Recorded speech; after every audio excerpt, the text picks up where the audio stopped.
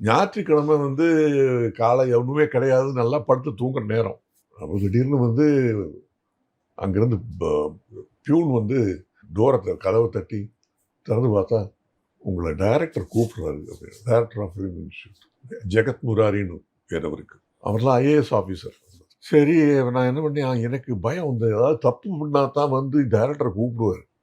நான் ஒன்றும் பண்ணலையே, இது மாதிரி தப்பாக நடந்துக்கலையே. சரி கூப்பிட்றாரு, போனேன்.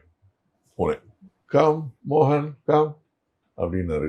தே how come to meet you அப்படின்னாரு. அப்படியே திரும்பி பார்த்தேன், கே பாலச்சந்திரும் வீனஸ் கிருஷ்ணமூர்த்தி அவங்க 2 பேரும் உட்காந்துருந்தாங்க.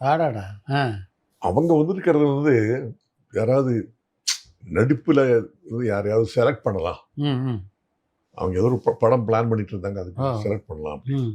சரின்னு சொல்லி எங்கிட்ட தமிழில் பேசுகிறாங்க. நானும் சொன்னேன் அது மாதிரி.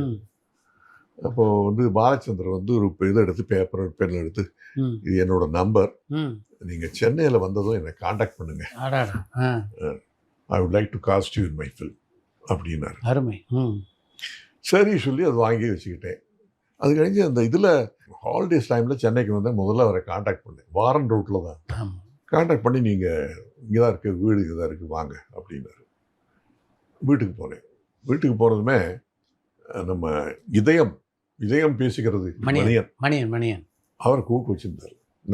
அவர் ஒரு படம் பண்ண போகிறாரு, சொல்லத்தான் நினைக்கிறேன், அதில் நீங்கள் ஹீரோவாக பண்ணணும் அப்படின்னாரு. அவன் சரி சார், சந்தோஷம்.